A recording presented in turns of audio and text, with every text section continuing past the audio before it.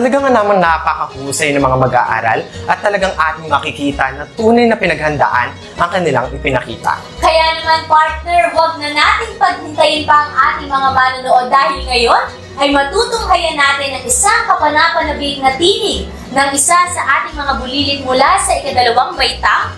Akin ang tinatawagan si Frances Yumi L. Bautista upang awitin ang Pipit sa ilalim ng pamamahala ni Ginang Romana Biagtas at Ginang Girlie Macaso.